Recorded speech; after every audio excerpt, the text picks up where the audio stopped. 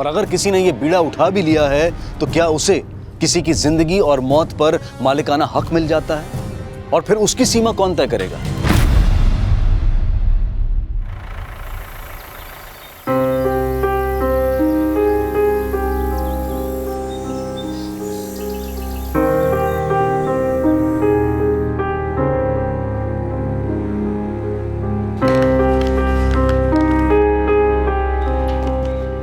अरे बेटा, ये सुबह सुबह का झमेला लेके बैठ गई हो।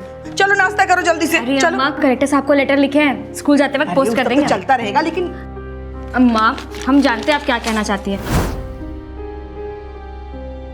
लेकिन जब तक हमको स्कूल खोलने की मंजूरी नहीं मिल जाती ना, तब तक हम चैन से नहीं बैठेंगे। लेकिन मंजूरी भी मिल जाएगा, लेकिन अम्मा आपके लेकिन से हमारा लेकिन का वाद विवाद जल्दी खत्म हो जाएगा। अभी आप सिर्फ नाश्ता कीजिए, समझी?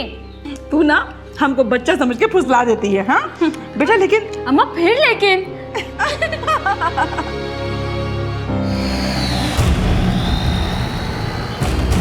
A for B for C for D for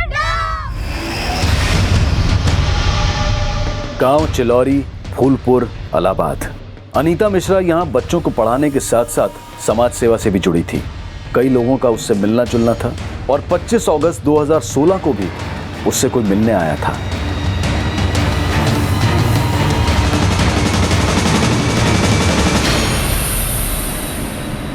आज के लिए तुम लोगों की छुट्टी। चलो सब लोग घर जाओ और सब पढ़ के आना। अनीता मिश्रा चिल्लौरी गांव का एक जाना माना परिचय थी, लेकिन जल्द ही अनीता मिश्रा एक ऐसा रहस्य बन गई जो उसके अचानक गायब हो जाने की पहेली बनकर सामने आया।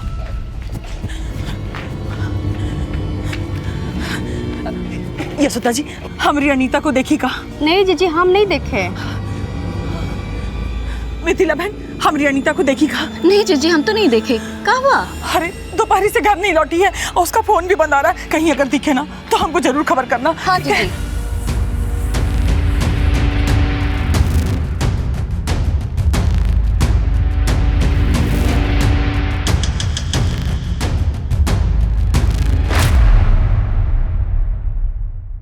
पच्चीस अगस्त 2016 की शाम अनीता मिश्रा के लापता होने की रिपोर्ट फूलपुर पुलिस स्टेशन में अनीता मिश्रा की मां शारदा मिश्रा द्वारा लिखवाई गई। तो अनीता के विद्यार्थियों ने क्या बोला आपको? साहब, सब बच्चा बोल रहे थे कि जब अनीता उनको पढ़ा रही थी तो एक बहुत बड़ा गाड़ी आया था हुआ। उसके बाद अनीता सब बच्चा लोग को छुट्टी दे दी साहब। आज के लिए तुम लोगों की छुट्टी। चलो सब लोग घर जाओ। किसकी गाड़ी थी वो? कौन आया था उस गाड़ी में? साहब, बच्चा लोग को कुछ ज्यादा तो हमको बताया नहीं, लेकिन साहब हमको बहुत फिक्र हो रही है अनीता की। आपको किसी पे शक है जो अनीता को गायब कर सके?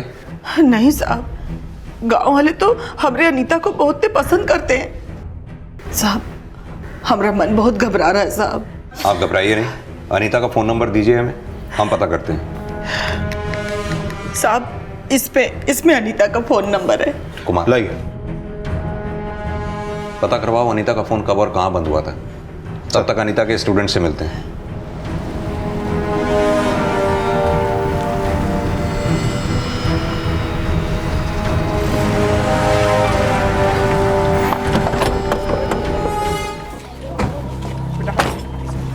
जिन जिन बच्चों को अनीता पढ़ाती थी उन सबको बुलाओ। हाँ। बच्चों, उस दिन आप लोगों की अनीता दीदी से कौन मिलने आया था? किसी ने देखा था? अच्छा, कौन से रंग की गाड़ी में आया था ये तो देखा होगा। वो नीला था। नीला नहीं था, काला था। काला नहीं था, पीला था। पीला नहीं, हरा था। बच्चों को याद नहीं तो क्या हुआ, लेकिन इतना तो तय है कि अनीता से मिलने कोई गाड़ी में आया था। श्रीवास्तव, चिलौरी के आसपास के गांव में अच्छी तरह से पूछताछ करवाओ, शायद कुछ पता चले। सर। पुलिस अब उस गाड़ी का पता लगा रही थी जो अनीता के साथ देखी गई थी, लेकिन कोई लीड नहीं मिली। लेकिन जब अनीता के कॉल रिकॉर्ड्स आए तो अनीता के गायब होने के कई एंगल नजर आने लगे। सर, ये अनीता का कॉल रिकॉर्ड। इस रिकॉर्ड के मुताबिक अनीता का फोन 25 अगस्त की दोपहर 12 बजे झूसी में बंद हुआ था। कुमार, अनीता 10 बजे तक चिलौरी में अपने स्टूडेंट्स के साथ थी, तब वहां गाड़ी आई थी।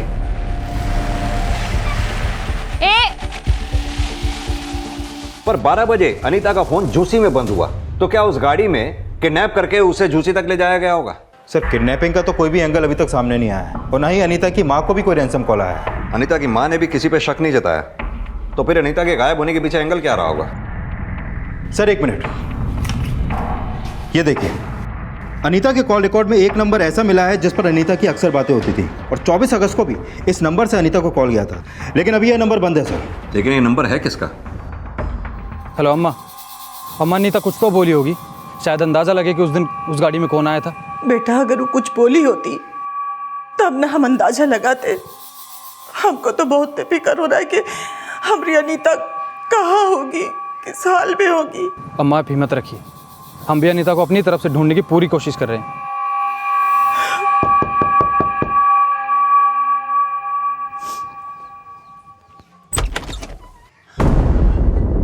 ये आपका या अनीता का झूसी में कोई जानने वाला है क्या? झूसी? नहीं साहब, झूसी से कुछ पता चला का? अनीता का फोन झूसी में बंद हुआ था। किसी केशव शुक्ला को जानती हैं आप? केशव शुक्ला? ये है केशव शुक्ला।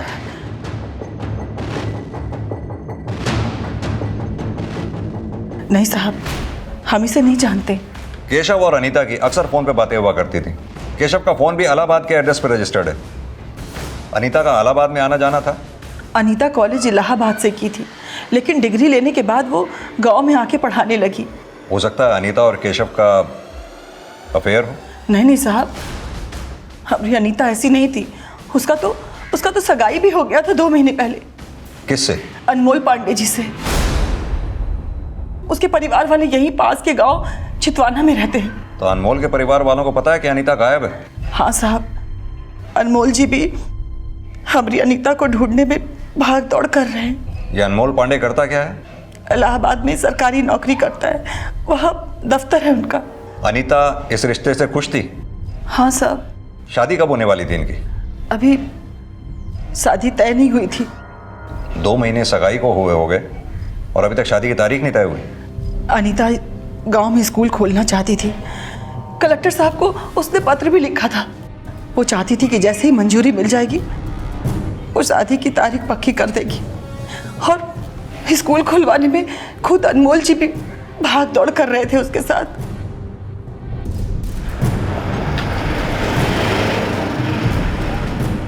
अनीता और अनमोल की सगाई हो गई थी, तो अनीता और केशव का क्या रिश्ता रहा होगा जो उनके बीच इतने कॉल्स हुआ करते थे?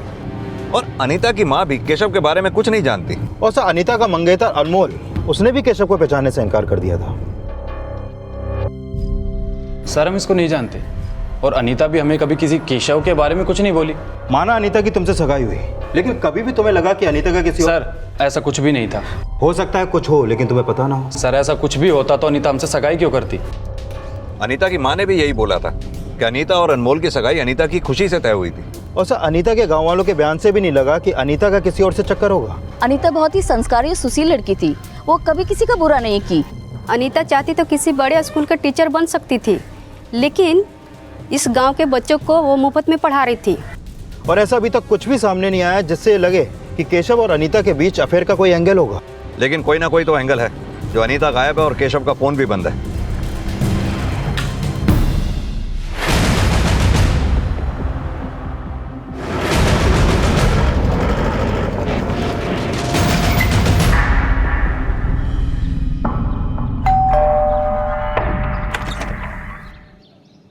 जी केशव शुक्ला यहीं रहते हैं? जी, वो मेरे बड़े भैया।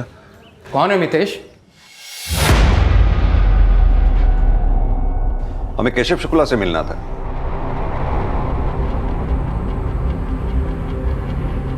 क्या हुआ? केशव घर पे नहीं है क्या? साहब, केशव का तो 3 दिन पहले देहांत हो गया है।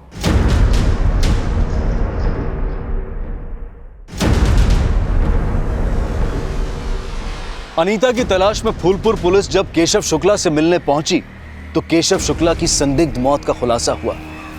केशव शुक्ला अनीता के गायब होने से 1 दिन पहले से यानी कि 24 अगस्त से लापता था।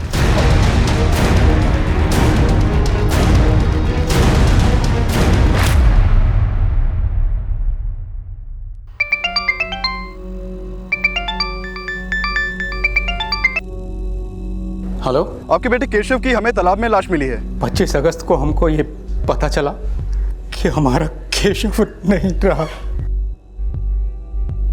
24 अगस्त को केशव कहाँ गया था, कुछ बताया उसने? कुछ नहीं बताया। 24 की भोर में ही चला गया था और बाद में हमको पता चला कि वो कॉलेज भी नहीं गया है और उसका फ़ोन भी नहीं लग रहा था। तो हमने जाकर पुलिस में रिपोर्ट लिखवा दी। और लेकिन उस दिन ऐसा क्या हुआ था? हमें कुछ समझ में नहीं आ रहा।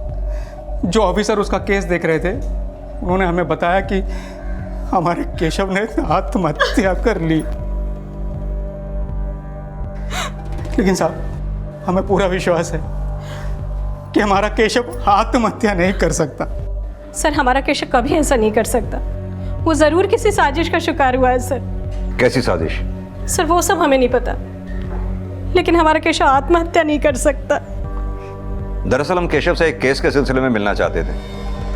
आप लोग अनीता मिश्रा को जानते हैं? ये है अनीता मिश्रा। अनीता और केशव की अक्सर फोन पर बातें होती थी। सर, हम किसी अनीता को नहीं जानते। तुम तो केशव के भाई हो। जो बातें केशव ने अपने पेरेंट्स से नहीं बताई, तुमसे तो कही होंगी। सर, भैया हमसे सारी बात शेयर नहीं करते थे, लेकिन हमको लग रहा था कुछ तो ऐसी बात है जिसको लेकर वो बहुत उदास रहने लगे। क्या बात है भैया? पढ़ाई में जी नहीं लग रहा का? साहब, भैया के मार्क्स कम आए थे। हमको लग रहा था कि भैया को इंजीनियरिंग की पढ़ाई बिल्कुल नहीं जम रहा था। लेकिन साहब, इसका मतलब ये नहीं है कि वो इतना कमज़ोर था कि सुसाइड कर लेता। और साहब, माना कि उसके नंबर कम आए थे, लेकिन उसका परफॉर्मेंस पहले बहुत अच्छा था। वो सुसाइड नहीं कर सकता साहब। केशव के पेरेंट्स नहीं मान रहे थे कि केशव ने आत्महत्या की होगी और इलाहाबाद पुलिस की आगे की इन्वेस्टिगेशन भी कई संभावनाएं खड़ी कर रही थी, जिसके बारे में फूलपुर पुलिस को उनसे मिलकर पता चला। हमें सुसाइड इसलिए लगा क्योंकि केशव की मौत पानी में डूबने की वजह से हुई थी, लेकिन हमने केशव के कॉल डिटेल्स भी चेक किए। वो काफ़ी समय से अनीता के टच में था, लेकिन अनीता का फ़ोन बंद होना ये हमें सस्पिशियस लगा। हम तो खुद फूलपुर जाने की तैयारी कर रहे थे। लेकिन अनीता मिश्रा तो खुद 25 अगस्त से फूलपुर से लापता है। केशव का फ़ोन 24 अगस्त को फूलपुर में एक्टिव था और वो काफ़ी समय से फूलपुर जा रहा था, जिसके बारे में उसके घर वालों को भी कुछ पता नहीं था। ये केशव के पेरेंट्स करते क्या हैं? केशव के माता पिता दोनों बैंक एम्प्लॉय हैं और वो केशव को इंजीनियर बनाना चाहते थे। लेकिन जब हमारे केशव के छोटे भाई मितेश से बात हुई तो उसने बताया कि वो इंजीनियर नहीं बनना चाहता था। हमें लगा हो सकता है इसी वजह से उसने सुसाइड किया हो। तो अब आपको क्या लग रहा है, केशव ने सुसाइड किया या नहीं किया? ये राज तो केशव और अनीता की 24 अगस्त की मुलाकात से जुड़ा हो सकता है, क्योंकि 24 अगस्त को केशव फूलपुर में था और केशव के पोस्टमार्टम रिपोर्ट के मुताबिक केशव की डेथ भी 24 अगस्त की शाम को हुई थी। और अब आप बता रहे हैं कि अनीता भी गायब है। हो सकता है कि केशव के केस का कनेक्शन अनीता के गायब होने से जुड़ा हो।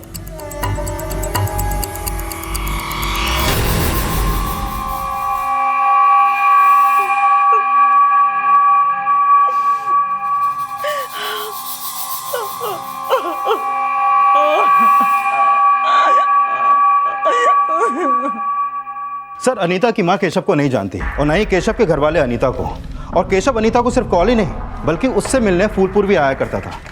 सर, केशव की लाश मिली और अनीता गायब है। इन दोनों बातों का कोई ना कोई कनेक्शन तो जरूर है सर। कनेक्शन हमें कुमार ये भी समझना होगा कि जिस दिन अनीता गायब हुई उस दिन गाड़ी में उससे मिलने आया कौन था।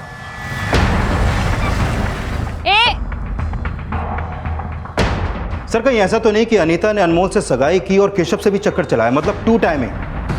तो क्या हो सकता है कि केशव ने इसी वजह से आत्महत्या की या फिर कुछ और ही हुआ? इसका पता तो अनीता से मिलकर ही चलेगा। और सर, ऐसा भी तो हो सकता है कि केशव के घर वालों को लगता हो कि केशव की मौत की वजह अनीता है, इसलिए उन्होंने अनीता को गायब कर दिया और अभी हमसे झूठ बोल रहे हैं कि वो अनीता को नहीं जानते। ये केशव के घर वालों के कॉल रिकॉर्ड्स निकलवाओ। पता करो कि 25 अगस्त को वो लोग फूलपुर आए थे क्या। ये भी पता करो कि केशव फूलपुर सिर्फ अनीता से मिलने आता था या फिर फूलपुर में उसका कोई और भी जानने वाला है। सर, केशव का case suicide, abetment of suicide और हत्या भी समझा जा रहा था और वजह माना जा रहा था अनीता को। अनीता का गायब होना उसे सस्पेक्ट भी बना रहा था और केशव के परिवार के बदले का विक्टिम भी। और अनीता का फोन झूसी में बंद होना इन दोनों संभावनाओं को वजह भी दे रहा था। लेकिन यह साफ था कि 25 अगस्त की सुबह को कोई तो अनीता से मिलने आया था, लेकिन क्या उसका केशव या केशव के परिवार से कोई कनेक्शन था?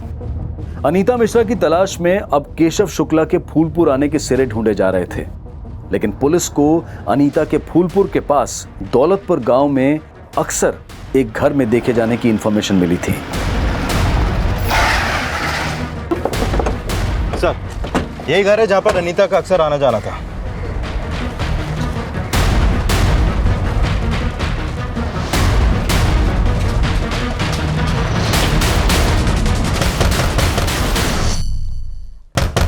अरे तनिक ठहरो भाई, दरवाजा काहे जोर जोर से पीट रहे हो?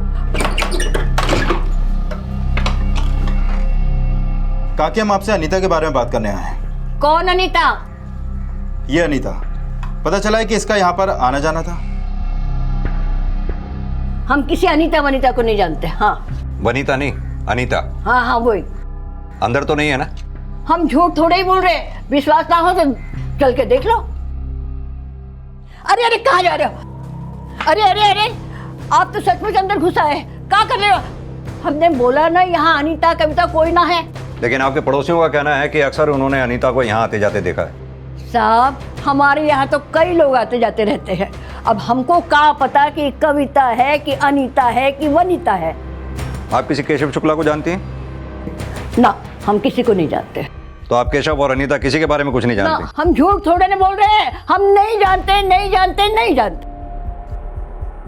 ठीक है। ओह, हे भगवान, दादी जरूर झूठ बोल रही है। इसके और इसके पूरे खानदान की कुंडली निकालो। हो सकता है इसका केशव के साथ और अनीता के साथ अभी भी कनेक्शन हो। ये शारदा को भी थाने बुलाओ, हो सकता है उसे कुछ पता चले। सर,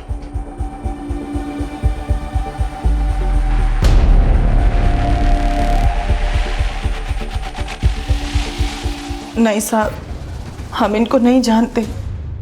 हाँ, अनीता अक्सर दौलतपुर जाया करती थी। अनीता ने कुछ तो बताया होगा, वो दौलतपुर क्यों जाती थी, किससे मिलती थी? दौलतपुर का साहब, वो तो जिला के सारे गांव में जाया करती थी और सब बच्चों को अपने गांव में आके पढ़ाई करने के लिए बोलती थी।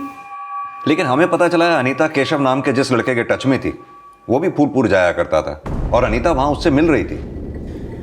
हो सकता है साहब वो मिला करती होगी, लेकिन हमें इसके बारे में कुछ नहीं पता।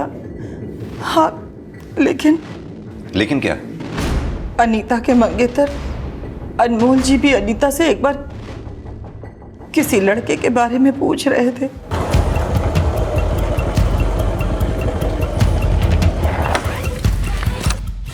अनीता, वो लड़का कौन था?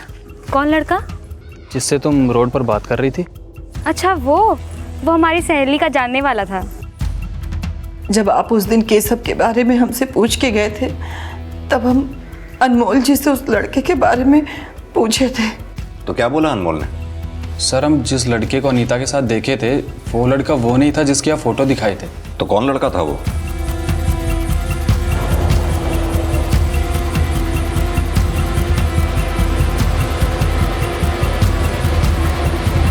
सर, हम उस लड़के को तो नहीं जानते, लेकिन अनीता बोली थी कि उसकी सहेली का जानने वाला था।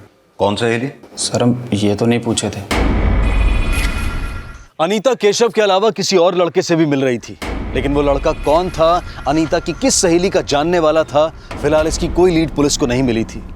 लेकिन जब पुलिस ने उस बुजुर्ग महिला सावित्री देवी के बारे में छानबीन की तो उन्हें एक महत्वपूर्ण बात पता चली। सर, सावित्री देवी का केशव शुक्ला से कोई कनेक्शन नहीं मिला, लेकिन सर सावित्री देवी की बेटी की फैमिली गोरखपुर में रहती है। ये उनकी बेटी माया श्रीवास्तव और ये दामाद सोहम श्रीवास्तव।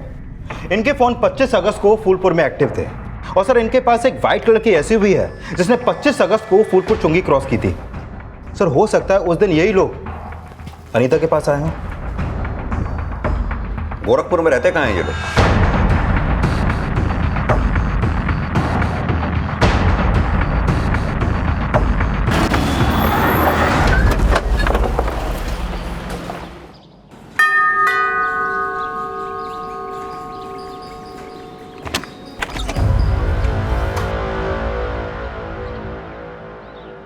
जी बोलिए।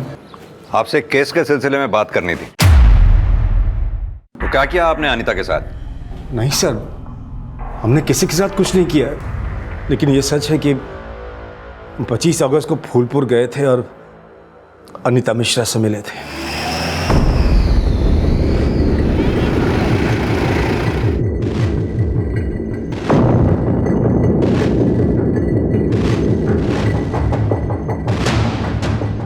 यही है अनीता। तो आपकी सास सावित्री देवी भी आपके साथ अनीता से मिली थी? हाँ सर, हम उनसे बोले थे कि वो ये बातें किसी को न बताएं, लेकिन जब उन्होंने कहा कि आप लोग उनसे अनीता के बारे में पूछताछ करने गए तो हम बोले उनसे कि आपको सब कुछ सच बता देना चाहिए था। पर आपने नहीं बताया कि आप अनीता से क्यों मिले थे? सर वो देखिए, अगर आपने हमसे कुछ छुपाया तो। नहीं सर, हम जानते हैं सर कि हम छुपाएंगे तो भी आप सच का पता लगा लेंगे, लेकिन सर बात हमारी इज्जत से जुड़ी हुई, इसलिए थोड़ा सा हम संकोचा रहे हैं सर। संकोचाइए मत, सच सच बोलिए। सर हमारी बेटी तृष्णा अक्सर दौलतपुर में उसकी नानी की रहा करती थी। हम अक्सर उसको वहां छोड़कर आते थे। उसकी नानी अकेली रहती है ना, और वहीं तृष्णा की दोस्ती अनीता से हो गई थी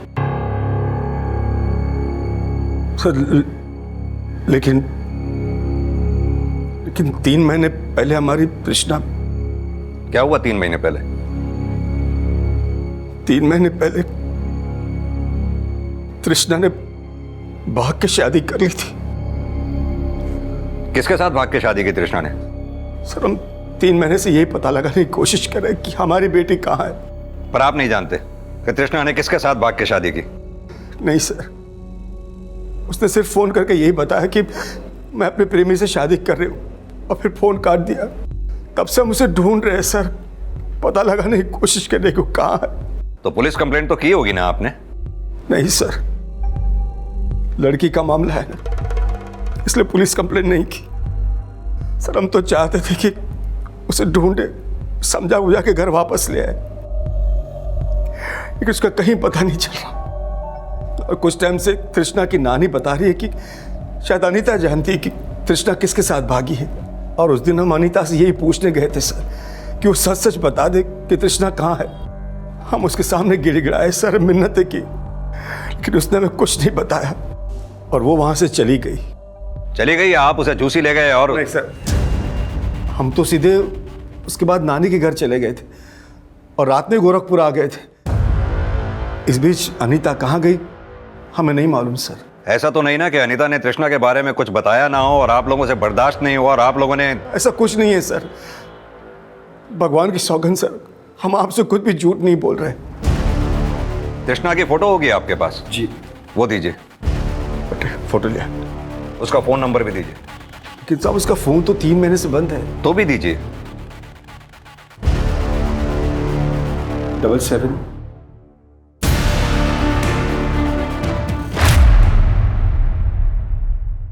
केशव की लाश मिलने के बाद अनीता मिसिंग केस अब इस सवाल से भी जुड़ गया कि क्या अनीता जानती थी कि पिछले 3 महीने से तृष्णा कहां थी।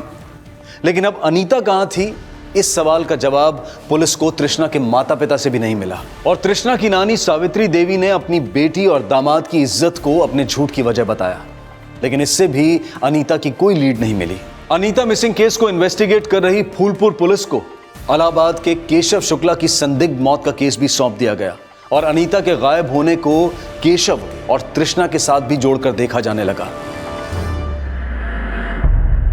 नहीं साहब, हम किसी तृष्णा को नहीं जानते। अनीता का तृष्णा की नानी के यहाँ आना जाना था।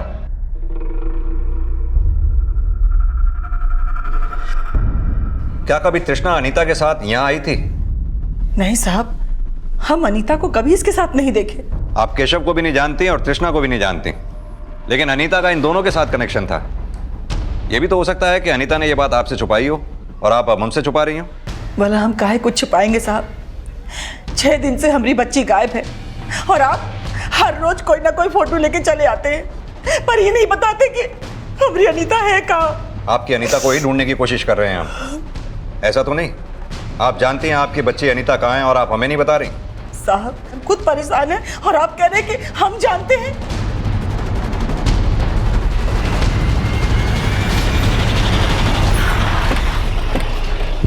सर, मेरी अनमोल से बात हुई, वो भी तृष्णा को नहीं जानता। लेकिन अनमोल ने तो कहा था कि उसने अनीता को किसी लड़के के साथ देखा था, और अनीता उससे बोली कि अच्छा वो हमारी सहेली का जानने वाला था। हो सकता है तृष्णा ने 3 महीने पहले उसी लड़के के साथ भाग के शादी की हो। लेकिन सर वो लड़का कौन था, कहाँ का है, इसके बारे में भी अनमोल को कुछ नहीं पता। सर बस झलक भर देखे थे उसको, चेहरा ठीक से याद नहीं, स्केच कैसे बनवाएंगे। ये तृष्णा के पेरेंट्स की पिछले दिनों की एक्टिविटीज पता की? हाँ सर, वो लोग 24 अगस्त को गोरखपुर में थे और 25 अगस्त को अनीता गायब हुई। उनका फ़ोन पूरे दिन फूलपुर में एक्टिव था। और सर ये भी पता चला है कि उनकी वाइट कलर की एसयूवी तृष्णा की नानी के घर के बाहर भी देखी गई थी। सर अनीता का फ़ोन 25 अगस्त को झूसी में बंद हुआ।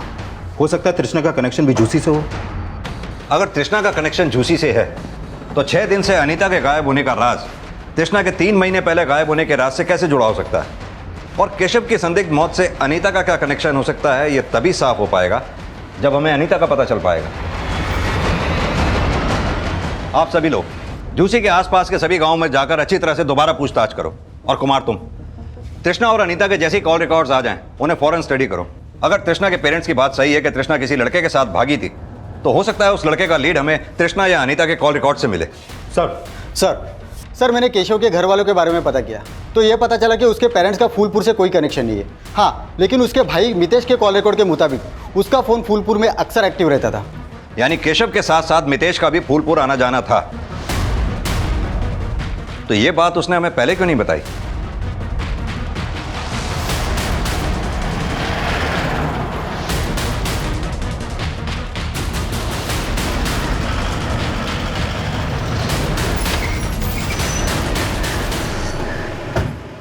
सर हम ये बात छिपाना नहीं चाहते थे, लेकिन मम्मी पापा के डर से हम कुछ बोल नहीं पाए थे। सॉरी पापा। सर भैया का दोस्त है संजय, जिसका फार्म हाउस है फूलपुर में। कौन संजय? सर संजय मंडल, यहीं इलाहाबाद का है। पापा हमको उससे मिलने को मना करते थे, तो भैया ने हमको कहा कि हम पापा को कुछ नहीं बताएं कि हम उसके फार्म हाउस जाते हैं।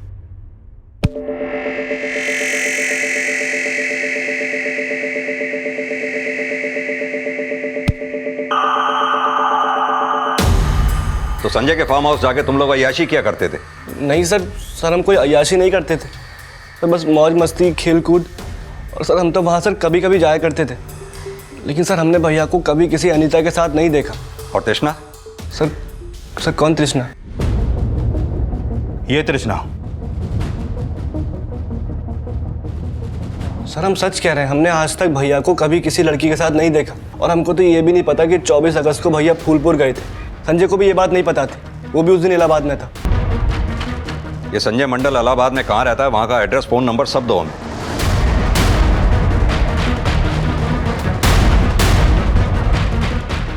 तुम यहाँ बैठो, मैं सर को बुला कर आता हूं। संजय मंडल वही लड़का था जिसे अनीता के मंगेतर अनमोल ने अनीता के साथ देखा था। लेकिन क्या संजय का अनीता और तृष्णा से कोई कनेक्शन था?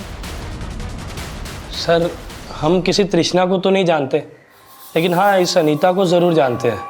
अनीता को जानते हो तो अनीता है कहाँ? सर हमें नहीं पता सर, हम तो केवल इसको 1-2 बार मिले और वो भी बहुत समय पहले। क्यों मिले थे? सर केशव ने मिलवाया था, बोला था उसकी दोस्त है। कैसी दोस्त? सर वैसी वाली दोस्त नहीं, केशव का तो किसी और के साथ अफेयर था। किसके साथ? सर ये उसने नहीं कभी बताया। केशव ने तुम्हें अपनी गर्लफ्रेंड से नहीं मिलवाया, अनीता से मिलवा दिया। सर उसने मिलवाया नहीं था, वो तो हमने खुद ही उनको देख लिया था।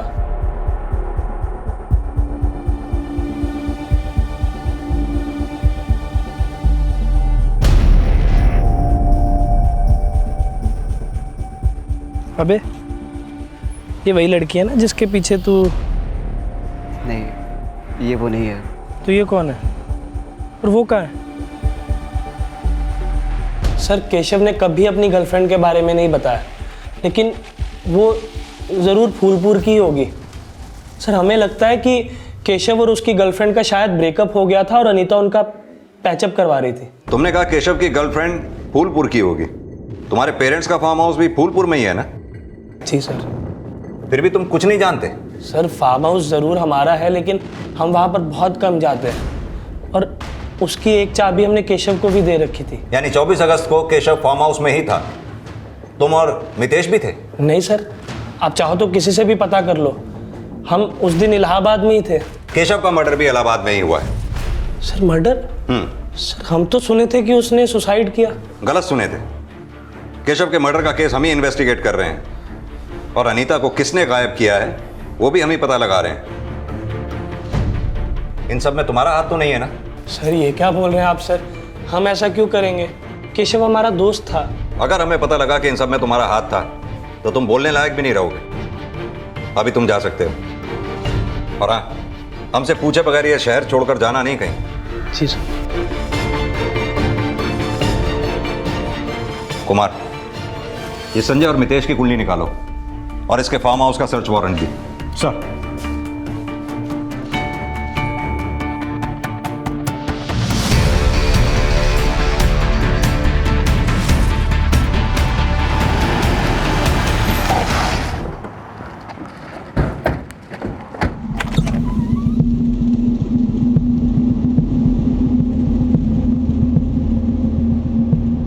पुलिस ने जब संजय के फार्म हाउस को इंस्पेक्ट किया तो अनीता से रिलेटेड कोई क्लू नहीं मिला, लेकिन संजय और मितेश दोनों रडार में थे। तभी अनीता और तृष्णा के 3 महीने पुराने कॉल रिकॉर्ड सामने आए। सर, 3 महीने पहले तृष्णा का फोन बंद होने तक तृष्णा के फोन से अनीता को कॉल होते थे।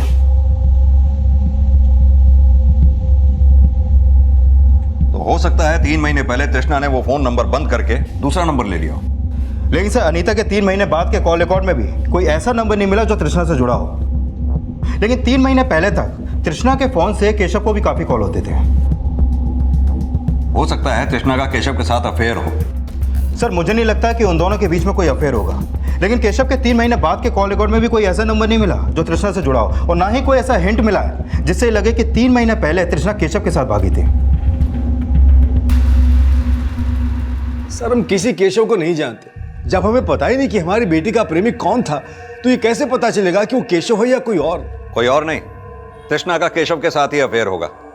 हाँ, हालांकि हमारे पास इस बात का कोई सबूत नहीं है कि तृष्णा केशव के साथ ही भागी थी। ना ही तृष्णा के कॉल रिकॉर्ड से हमें कोई ऐसा नंबर मिला जिससे यह साबित हो सके कि तृष्णा केशव के अलावा किसी और के साथ प्यार करती थी। सर, तृष्णा ने खुद हमें बताया था कि वो अपने प्रेमी के साथ शादी कर रही है। अगर आपके हिसाब से उसका प्रेमी केशव होगा तो यह जवाब केशव ही दे सकता है कि 3 महीने से हमारी तृष्णा कहाँ है। केशव तो अब रहा नहीं। ऐसा तो नहीं जब आपको पता चला कि केशव ने ही तृष्णा को गायब किया था तो केशव को मार दिया, और अनीता जो आपका ये राज खोल सकती थी इसलिए अब अनीता को भी गायब कर दिया। सर, हमने कुछ नहीं किया। 3 महीने से हम अपनी बेटी की शक्ल देखने को तरस गए और आप हमें इल्जाम पे इल्जाम लगाए जा रहे हैं।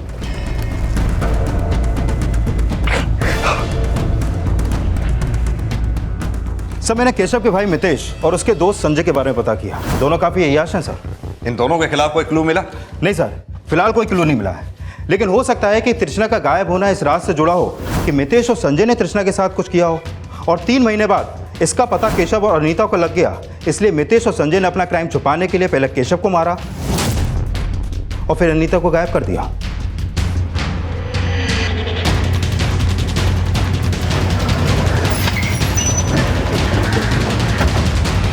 सर, हम कभी अनीता से नहीं मिले और हम अपने भैया को क्यों मारेंगे? केशव और अनीता ही नहीं, तूने 3 महीने पहले तृष्णा के साथ भी वही किया होगा। नहीं सर, आप जैसा सोच रहे हैं वैसे बिल्कुल भी नहीं है सर। मितेश और संजय के अलावा इस केस में अनमोल की भागीदारी का भी अंदाजा लगाया जा रहा था। सर, इसमें एक एंगल अनीता के मंगेतर अनमोल का भी हो सकता है। अनीता केशव से भी मिल रही थी, लेकिन शायद अनमोल ने अनीता को संजय के साथ देख लिया, उसे शक हुआ, और हो सकता है इसी बात की दुश्मनी उसने अनीता से निकाली हो। कुमार, ये तो पता करो ही, ये भी पता करो कि 3 महीने पहले तृष्णा के गायब होने का राज क्या था। तृष्णा के बारे में छोटी से छोटी इंफॉर्मेशन इकट्ठा करो, उससे जुड़ा कोई भी क्लू हमें अनीता के बारे में लीड दे सकता है। सर, तृष्णा की लीड तलाशने के लिए तृष्णा से जुड़े लोगों से पूछताछ की जा रही थी, और इसी दौरान पुलिस को सोनपुर से एक ऐसी बॉडी मिलने की सूचना मिली जो 26 अगस्त को सोनपुर पुलिस को मिली थी। और नहीं हो सकती, हमारी अनीता नहीं हो सकती, हमारी अनीता हो ही नहीं सकती, नहीं हमारी अनीता नहीं है, नहीं। लेकिन जब पुलिस ने उस बॉडी का डीएनए अनीता की मां के डीएनए से मैच किया तो यह साफ हो गया कि वो लाश अनीता की ही थी। लेकिन अनीता जिस अपराध का शिकार हुई वो दिल दहला देने वाला था। सर, अनीता का फोन 25 अगस्त की दोपहर 12 बजे झूसी में बंद हुआ था, और पोस्टमार्टम रिपोर्ट के मुताबिक उसकी मौत 25 अगस्त को दोपहर में ही हुई थी। और अनीता की लाश 26 अगस्त को सोनपुर में मिली, यानी कि उसे मारकर ऐसे ही छोड़ दिया गया। सर, सिर्फ मारा ही नहीं, उसकी पोस्टमार्टम रिपोर्ट के मुताबिक मारने से पहले उसके साथ रेप भी किया गया। रेप? हाँ सर। कुमार, क्या लगता है इन सब केसेस में तृष्णा के बाप का हाथ होगा? सर, फिलहाल उसके खिलाफ कुछ मिला तो नहीं है। और जहाँ पर अनीता की लाश मिली वहाँ आसपास में कोई सीसीटीवी भी नहीं है। लेकिन सर अनीता के मंगेतर अनमोल के बारे में एक बात पता चली है। क्या बात? सर हम अनीता से शादी करने वाले थे, उसके साथ इतना गंदा काम क्यों करेंगे सर हम? लेकिन तुमने अनीता के परिवार वालों से झूठ तो बोला ही था। कैसा झूठ सर? तुमने अनीता के घर वालों से यह कहा कि तुम काफी पढ़े लिखे हो और सरकारी नौकरी करते हो, जबकि तुम केवल 10वीं पास हो, तो सरकारी नौकरी तो बहुत दूर की बात। सर हम वो, और तुम्हारा यही झूठ अनीता को पता चल गया होगा, उसने तुमसे शादी करने से मना कर दिया होगा और तुमने उसके साथ। सर हमने ऐसा कुछ नहीं किया सर। सर हम मानते हैं कि हमने झूठ बोला था, लेकिन अनीता को इस बात का पता नहीं चला था सर। सर हम सच बोल रहे हैं, हमने ऐसा कुछ नहीं किया सर।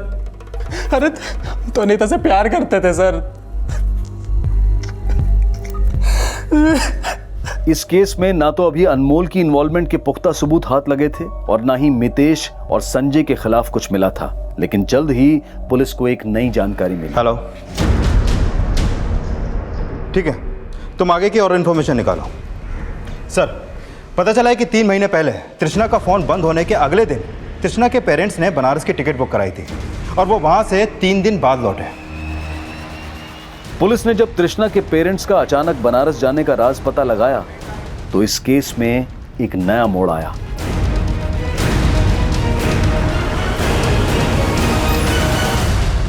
क्या कहा था? आपकी बेटी तृष्णा भाग गई, लेकिन यह नहीं बताया कि अपनी बेटी का शादी तक कर लिया था आप लोगों ने।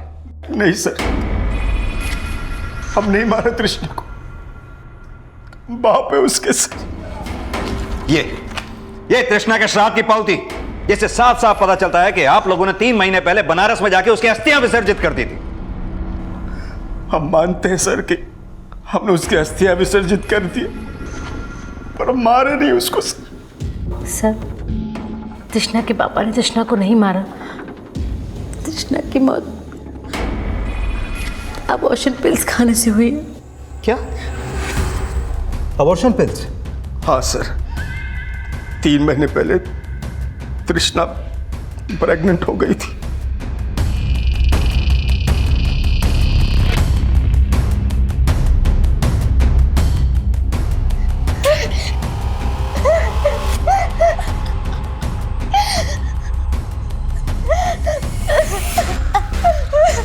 तृष्णा, तृष्णा क्या हुआ बेटा? बोल बोल, किसके साथ किया ये सब? बोल, कौन है वो लड़का? बोल। तुझे शर्म नहीं आई ये सब करने से पहले? हाँ? समाज में नाम बताओ उसका। समाज में थू कर रहा है हमारी, क्या नाम बोलते? बोल ना तृष्णा। कई बार पूछने पर भी उसने नहीं बताया कि वो लड़का कौन था। घर से भागने की कोशिश की तो हमने उसे रोक लिया। सर अबॉर्शन के लिए बाहर ले जाते किसी क्लिनिक में तो हमारी इज्जत पे बना थी सर। तृष्णा के पापा कहीं से पता करके आए थे कि कौन सी दवाई खाने से बच्चा गिराया जा सकता है। वो तृष्णा के लिए दवाई ले आए।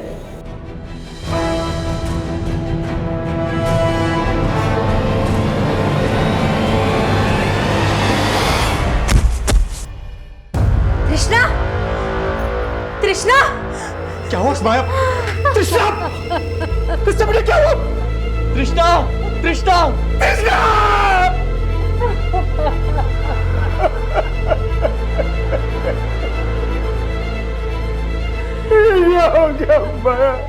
तृष्णा बहुत कमजोर थी। अबॉर्शन पिल खाने से उसे इतना ब्लीडिंग हुआ कि उसने दम तोड़ दिया। हम बहुत घबरा गए थे सर। हमें लगा कि ये बात बाहर आ गई तो हमारी बदनामी होगी समाज में, और इसी डर से हमने चुपके से तृष्णा का अंतिम संस्कार कर दिया। सर हम आज भी पश्चाताप में जल रहे हैं कि हमारी तृष्णा हमारी वजह से हमने हमारी बच्ची को नहीं मारा साहब। और अनीता को? नहीं सर, हमने अनीता के साथ कुछ नहीं किया। तृष्णा की मौत के बाद अनीता बार बार उसके बारे में पता लगाने की कोशिश कर रही थी और तृष्णा की नानी उसके बार बार पूछने से तंग आ गई थी। हमें लगा कि वो कोई एक्शन ना ले, इसलिए हम उस दिन उसे प्यार से समझाने गए थे।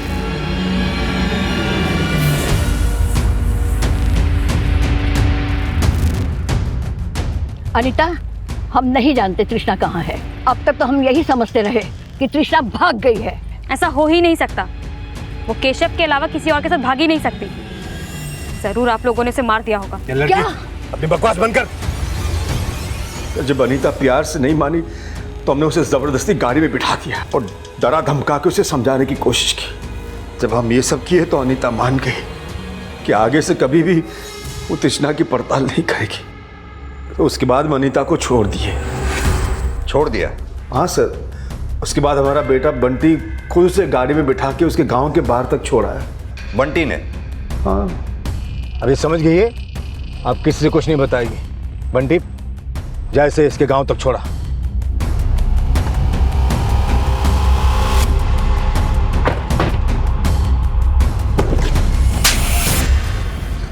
बोला बोल। हम पापा को झूठ बोले थे कि हम उसको छोड़ आए थे। हम उसको सबक सिखाना चाहते थे। अनीता की वजह से तृष्णा उस लड़के से चक्कर चलाई। तो तू केशव के बारे में भी जानता था?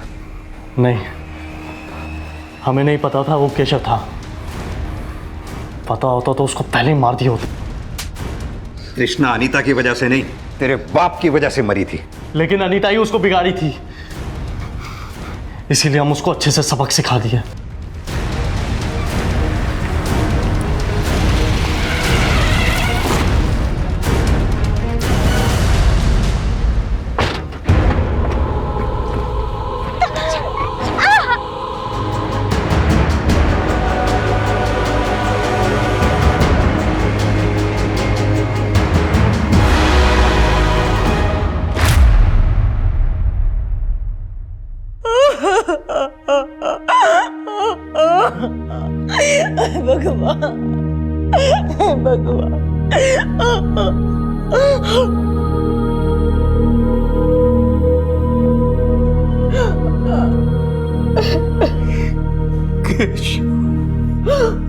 अनीता की हत्या का खुलासा हो गया, लेकिन केशव की हत्या होने का कोई भी पुख्ता सबूत पुलिस को नहीं मिल पाया। पुलिस यही मानकर चल रही थी कि शायद केशव और तृष्णा एक दूसरे से प्यार करते थे, और जब केशव को यह पता चला कि तृष्णा की हत्या हो गई है तो शायद उसने हताशा में आत्महत्या कर ली होगी। लेकिन अनीता की हत्या, केशव की संदिग्ध मौत और तृष्णा की गैर इरादतन हत्या के दोषी तृष्णा के घर वाले ही हैं। उन्होंने तृष्णा के जज्बात को समझे बगैर एक ऐसा कदम उठाया जिससे 3 दोस्त और 3 परिवार एक झटके में तबाह हो गए। देखते हैं हमारे आज के एपिसोड की दूसरी कहानी।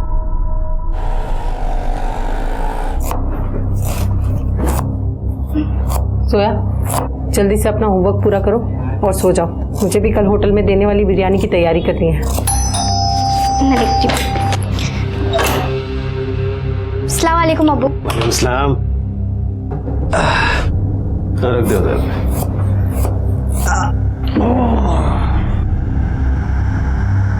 वो मैं सोने जा रहा हूँ, मेरे को नींद आ रही है।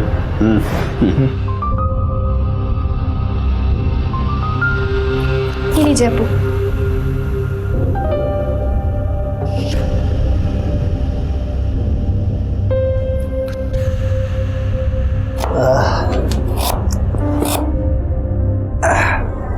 फातिमा, वो हमारे सर है ना महेश जी, कल उनको घर पे दावत में बुलाया है। दावत? कैसी दावत? वसीम, तुम्हें पता है ना हमारा तलाक हो चुका है और अभी तक सुलह नहीं हुई। और अभी से तुमने अपने दोस्तों को यहाँ नहीं हुई तो हो जाएगी ना। हलाला के सिलसिले में मौलाना से बात हुई है ना। 80 साल के बुजुर्ग हैं, तुम्हें ज्यादा परेशानी नहीं होगी। तो क्या करूं? इसके एवज में तुम्हारे दोस्तों को यहाँ दावत खिलाऊं? उसके लिए नहीं, हमारा बाकला बचा रहा है उसके लिए। तुम महेश जी के लिए मटन बिरयानी बना लो, दारू और चखने के लिए चिकन चिल्ली मैं बाहर से मंगवा लूंगा। तो दावत भारी क्यों नहीं दे देते? घर में बच्चे होंगे। दोपहर में बच्चे कहाँ होंगे? और अगर बाहर दावत दूंगा तो लुट जाऊंगा, इसलिए सोच रहा हूँ कि घर में सब सस्ते में निपट जाए। क्या बोलती हो? ठीक है, अब जाओ जाकर मुंह हाथ धो लो, मैं आपके लिए खाना लगाती हूँ।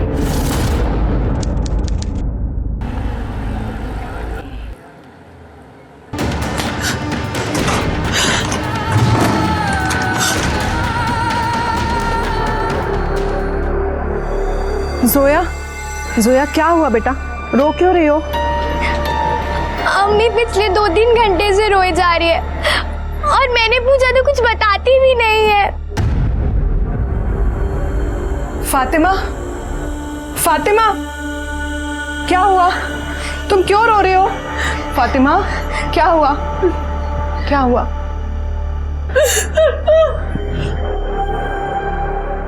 जोया, तुम्हारे ट्यूशन का टाइम हो गया है ना? जाओ बेटा, अभी ट्यूशन जाओ, मैं हूं यहाँ पर, ठीक है? जाओ। फातिमा, अब बताओ क्या हुआ? ऑफिसर महेश कुलकर्णी।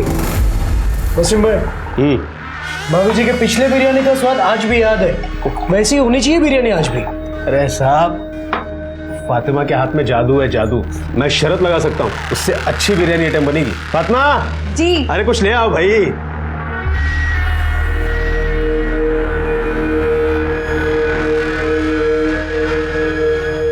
क्या वसीम भाई सब सूखा सूखा ही खिलाओगे?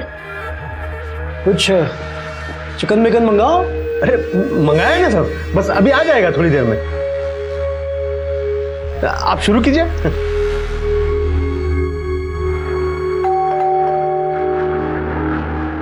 ये लीजिए, चिकन आ गया। अब साथ और से, हाँ ले भाई, ये ले। ओके।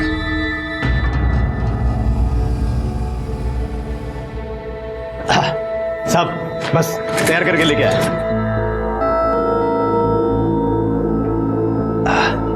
अरे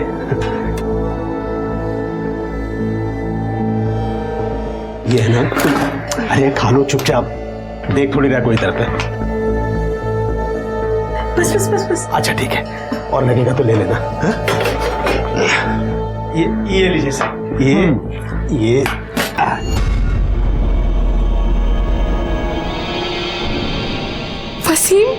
वसीम ने बिना हलाला के मेरे साथ ये गंदी हरकत की।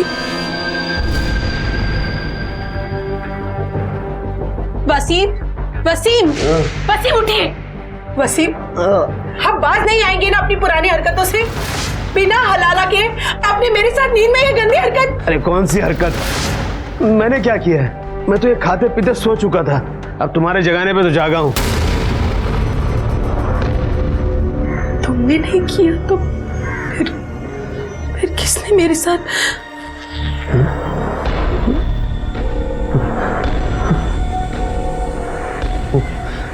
ये हरकत जरूर कभी ने महेश की होगी।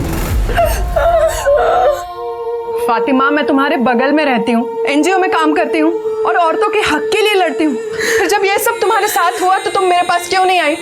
देखो फातिमा, तुम्हारे साथ जो हुआ है उसे बदला तो नहीं जा सकता, लेकिन जिसने भी तुम्हारा रेप किया है उसे सजा जरूर मिलेगी।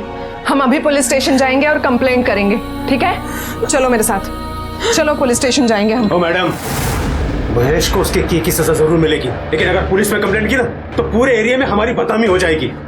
और वैसे भी महेश का हम लोग कुछ नहीं बिगाड़ सकते, बहुत बड़ा आदमी है वो, पैसा है, रुतबा है, सब कुछ है।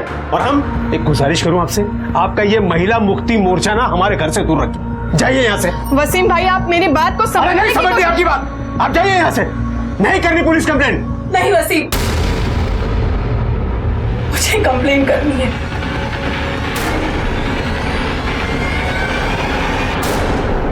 मैम, ये फातिमा है, हमारे एरिया में ही रहती है, इसके साथ रेप हुआ है।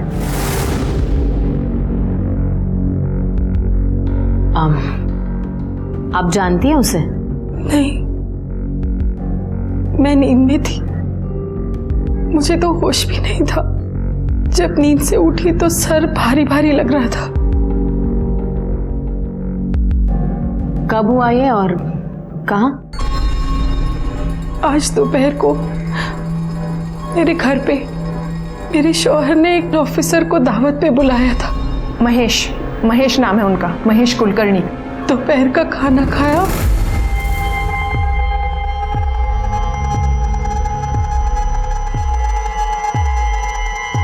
तो पता नहीं बेंधा नींद आने लगी।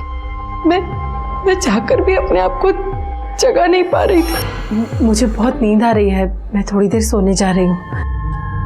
बिरयानी रखी है अंदर, ले लीजिएगा। जाकर अपने कमरे में सो गई और जब उठी तो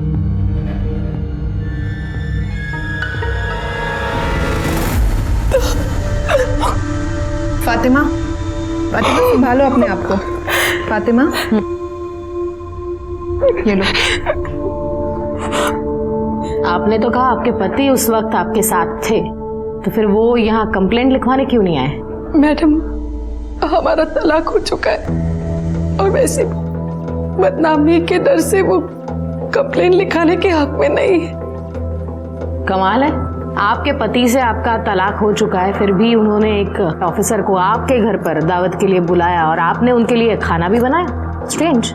मैडम, दरअसल आजकल हम लोग साथ ही रहते हैं। तलाक हुआ है पर हलाला की बात चल रही है। वो मुझसे दोबारा निकाह करना चाहते हैं। तो हो सकता है आपके पति ने ही नींद में आपके साथ जबरदस्ती की हो।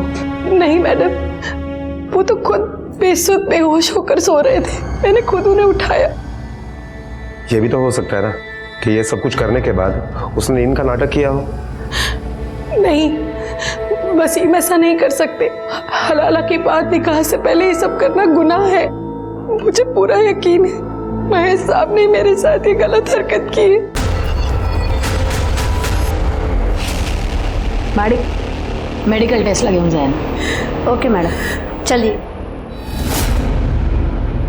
साधारण सी फातिमा पति से तलाक के बावजूद घर परिवार में उलझी, अपने बच्चों की जिंदगी बेहतर बनाने में लगी हुई थी और हलाला की रस्म पूरी होने का इंतजार कर रही थी। और उसके ही पति का दोस्त खाने पर उसके घर आता है, लेकिन उसके जाने के बाद जो हलचल, जो बवंडर फातिमा की जिंदगी में आया, उसने फातिमा के आत्मविश्वास और आत्मसम्मान को तार तार कर दिया। पर बावजूद इसके वो मजबूती से खड़े रहने की कोशिश कर रही थी। फातिमा के साथ बलात्कार हुआ था, ये साबित हुआ, लेकिन बलात्कार करने वाला कौन था इसका जवाब नहीं था। क्या वो महेश था या फिर फातिमा का तलाकशुदा पति वसीम? क्या सच वाकई इतना सही था या फिर इस सच की कोई और डरावनी तस्वीर भी थी?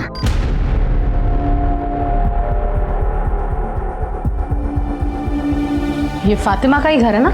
जी अम्मी का ही है। बेटा, हम मुआवना करने आए, आप थोड़ा वहां खड़े रहना और किसी भी चीज को हाथ मत लगाना।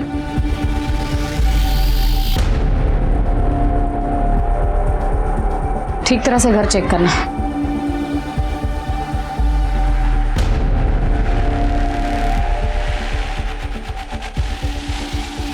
मैडम। हाँ। मैडम ये देखिए, इतनी सारी बिरयानी, ये पार्सल का डिब्बा, ये झूठी खांडवी, बाहर शराब की बोतलें, 2 ग्लासेस। मुझे लगता है कि फातिमा सच बोल रही है और हो सकता है कि इसी खाने में नींद की दवाई मिलाई गई हो और शायद उसी बेहोशी की नींद में महेश ने या फिर खुद वसीम ने उस पर रेप किया हो। एक काम करना, सब एविडेंस कलेक्ट करना और ग्लासेस और बॉटल फिंगरप्रिंट्स के लिए लैब में भेज देना।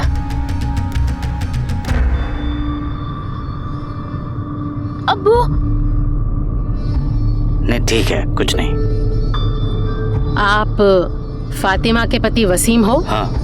तो अब तक कहाँ थे? वो अबू को मैं डॉक्टर के यहाँ लेके गया था।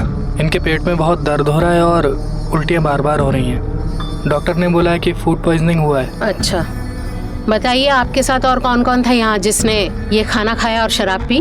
वो ऑफिसर है ना महेश, वो थे। दरअसल हमारे पापा जी का ठेला लगता है हमारा, वहाँ हफ्ता वसूली करता है वो। अब ठेला बचाने के लिए ऐसे ही छोटी मोटी दावतें करनी पड़ती हैं उनके लिए, और होटल में ले जाके नहीं खिला सकते, बहुत पैसा लगेगा, इसलिए एक घर में ही कम में कर लेते हैं। अगर मुझे पहले पता होता कि वो फातिमा के साथ ऐसा कुछ करेगा ना। आपको कैसे पता उसने ऐसा किया? आप भी तो हो सकते हैं। देखिए, मानता हूँ कि फातिमा के साथ मेरा तलाक हो गया है, लेकिन वो मेरी बीवी है, और अगर मैंने किया होता तो मेरे खिलाफ कंप्लेन करती ना। पता चलेगा किसने क्या किया और क्या नहीं। पाटिल, इनका मेडिकल टेस्ट कराओ। साहब, वो महेश साहब का क्या है ना, वो सबको ही दुखी करते, सबसे हफ्ता लेते साहब। पर साहब वसीम भाई भी इतने शाने हैं ना महेश सबको 1 रुपया नहीं देते थे, पूरा पैसा दारू में उड़ाते थे। पर महेश भी कम चिंती नहीं था साहब, वो बराबर वसीम के पीछे लगा हुआ था। वसीम को स्टॉल बेचना नहीं था साहब, और वो महेश को पैसा भी नहीं दे पा रहा था। पता नहीं वसीम क्या सोच के बैठा था। मैडम, फातिमा और वसीम इन दोनों की मेडिकल रिपोर्ट आ गई है और इस रिपोर्ट के मुताबिक फातिमा के बॉडी में जो सीमेंट पाए गए हैं वो वसीम के सीमेंट से मैच नहीं हो रहे। मतलब वसीम और फातिमा के शारीरिक संबंध नहीं हुए? हाँ मैडम, और स्टार्टर में जो इन दोनों ने चिकन चिली खाई थी उसमें नींद की दवाई मिलाई गई थी। दोनों की ब्लड रिपोर्ट में उसके ट्रेसेस पाए गए हैं। जादव, वसीम को पैसों की जरूरत थी, कहीं ऐसा तो नहीं कि पैसों के लिए या फिर महेश का हिसाब चुकता करने के लिए वसीम ने ही अपनी बीबी फातिमा का सौदा किया हो, या फिर महेश की नीयत बिगड़ गई?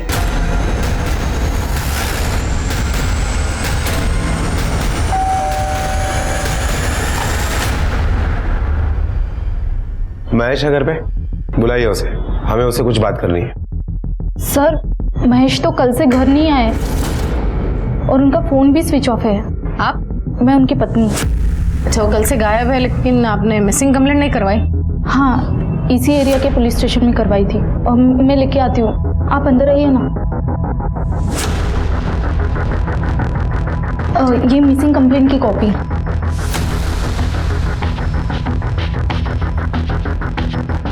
महेश का नंबर दे और जैसे वो घर पे आता है हमें इन्फॉर्म करना। नंबर है 996711।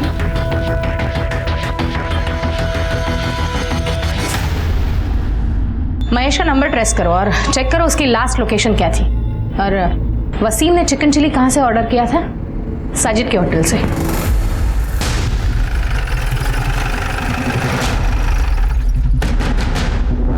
यहाँ साजिद कौन है? मैं हूँ मैडम। आपके यहाँ से फातिमा और वसीम के घर पे 18 तारीख को चिकन चिली गई थी। हाँ, गया था मैडम। आप जानते हैं फातिमा और वसीम को? जानता हूँ। कितनी अच्छी तरह से जानते हो? अब अच्छी तरह से जानता हूँ। फातिमा हर रोज हमारे यहाँ 25 किलो बिरयानी बेचती थी, तो काम का वास्ता हुआ ना मैडम। तो आपको ये पता होगा कि उसके साथ रेप हुआ है? नहीं। और आपके यहाँ से जो चिकन चिली गया है उसमें नींद की दवाई मिलाई हुई थी। देखिए मैडम, ये सब के बारे में मुझे कुछ भी नहीं मालूम है। कहीं ऐसा तो नहीं आप ही ने मिलाई और बाद में जाके फातिमा के साथ ये हरकत की हो? देखिए मैडम, मैं सच कह रहा हूँ, मैंने कुछ भी नहीं किया है। पाटिल, या ना मेडिकल टेस्ट सर्टिफिकेट जा। Okay madam. देखिए मैडम, मैं कुछ नहीं किया, मेरी बात जो बोला है उतना ही कर, चल। देखिए सर, मैं कह रहा हूँ मैंने कुछ नहीं किया। फातिमा, कैसी है तू? सुना तेरे बारे में, सुन के बहुत बुरा लगा। मतलब समझ में नहीं आता कि कोई इतनी उम्र वाली औरत के साथ क्या जाने कैसा आदमी होगा वो, जो कहीं तूने जाने अनजाने में उससे कुछ इशारा नहीं किया ना? आप यहाँ अम्मी को हमदर्दी देने आई है या उनकी जले पे नमक छिड़क रही है? आपकी झूठी हमदर्दी ना अपने पास रखिए, जाइए अपना काम करिए, जाइए। फातिमा, अंदर आओ।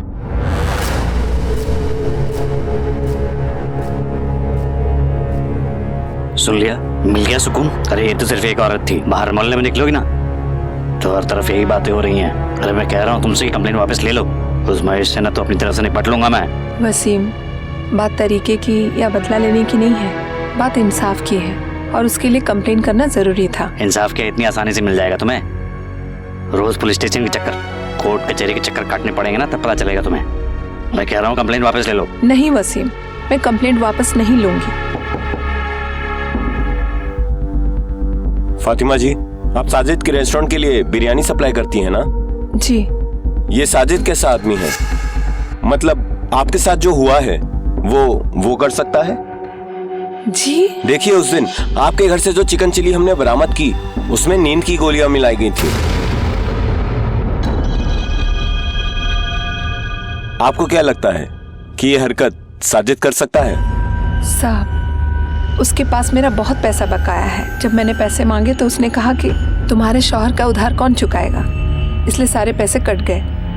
इस बात पे मेरा उसके साथ बहुत झगड़ा हुआ था और फिर एक दिन उसने मेरे साथ बदतमीजी करने की कोशिश की। मैम मुझे दे दीजिए, मैं लूँ। ए मोइन, तू जा पार्सल लेके, मैं देख लेता हूँ। तू जा।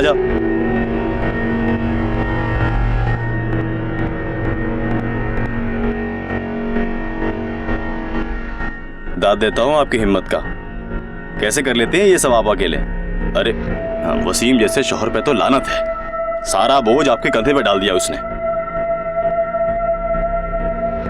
देखिए, मुझे आपसे बहुत हमदर्दी है, आप अपने आप को अकेला मत समझिए। मैं हूं आपका अकेलापन दूर करने के लिए। तुम्हें कभी किसी चीज की भी जरूरत पड़े मेरे पास आ जाना, ठीक है? ये पैंतरे ना किसी और पर आजमाना। मुझे जरूरत नहीं है किसी फरिश्ते की। और आज के बाद अगर ऐसी हिमाकत की तो इसी डेगची में डालकर तुम्हारी बिरयानी बना दूंगी, समझे? अरे वसीम ने तुझसे पैसे उधार लिए थे और वो तुझे वो रिटर्न नहीं कर पा रहा था, तो वो पैसे वसूलने के लिए तूने उसकी बीबी फातिमा के साथ गलत हरकत करनी चाहिए। लेकिन जब उसने इनकार किया तो जबरदस्ती तूने उसके ऊपर अपनी मर्दानगी साबित की, है ना? खुदा कसम साहब, कोई माजरा नहीं था। फातिमा वो गलतफहमी हो गई थी, मेरी हमदर्दी को वो गलत समझ बैठी। उसने इतराज किया ना, उसके बाद से तो मैंने उसकी मदद करनी ही छोड़ दी। मैं सच कह रहा हूँ। तेरी हमदर्दी का लेवल तो हम लोग बाद में पता कर लेंगे, पहले बता महेश के साथ तेरा क्या वास्ता था? महेश भाई से मेरा कोई वास्ता नहीं है। अच्छा ठीक है, बता फातिमा के घर उस दिन चिकन चिली का पार्सल लेकर कौन गया था? पार्सल? हाँ, वो मेरा डिलीवरी बॉय है ना, मोइन। मैं पार्सल लेके गया था मैम, पर मैंने कुछ नहीं किया। पार्सल में नींद की दवाई तूने अपनी मर्जी से मिलाई थी या फिर वसीम, साजिद या महेश के कहने पर? मैंने कुछ नहीं, मैंने कोई दवाई नहीं मिलाई साहब। पाटिल, मेडिकल टेस्टसाठी घेऊन जायला. हो मैडम. जादव, महेश का हाथ लगना बहुत जरूरी है. शायद वही बता सकता है कि खाने में नींद की दवाई किसने मिलाई. मैडम, जब हमने वसीम के स्टॉल के आसपास के लोगों से पूछताछ की तो पता चला है कि वसीम महेश के पैसे नहीं लौटा पा रहा था, इसलिए महेश ने उसे एक ऑप्शन दिया था कि वो अपने सारे स्टॉल महेश के नाम पे कर दे. हो सकता है कि इस सिचुएशन में महेश और वसीम इन दोनों ने ही मिलकर ये प्लानिंग की हो सकता है शायद महेश और वसीम में से किसी एक ने नींद की दवाई खरीदी हो. पता करना आसपास के एरिया में जितने भी मेडिकल स्टोर्स हैं उसमें से पिछले 4-5 दिनों में किस किस ने नींद की दवाई खरीदी है. Okay madam. हाँ बोल. ओके मैडम, महेश का मोबाइल का लोकेशन डोंगरी चाल के आसपास एक्टिवेट हुआ है. तो उठा लो उसे.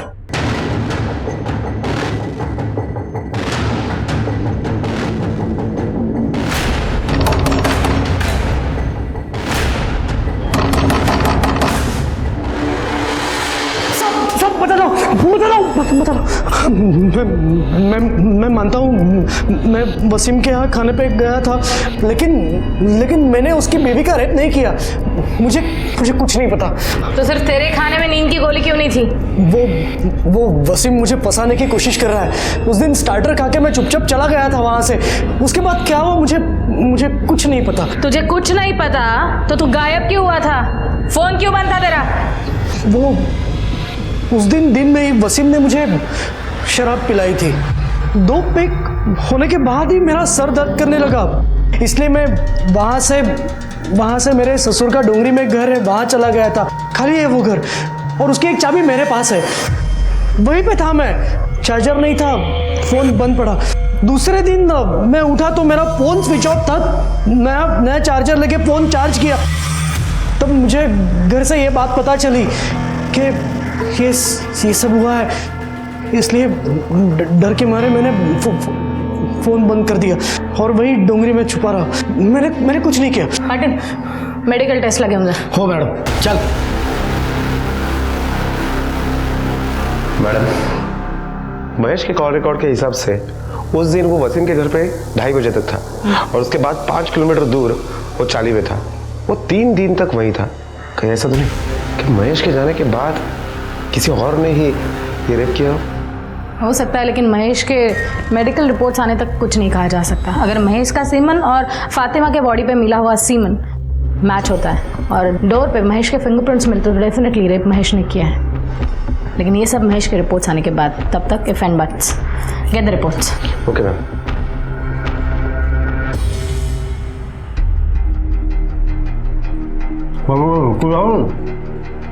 नहीं ठीक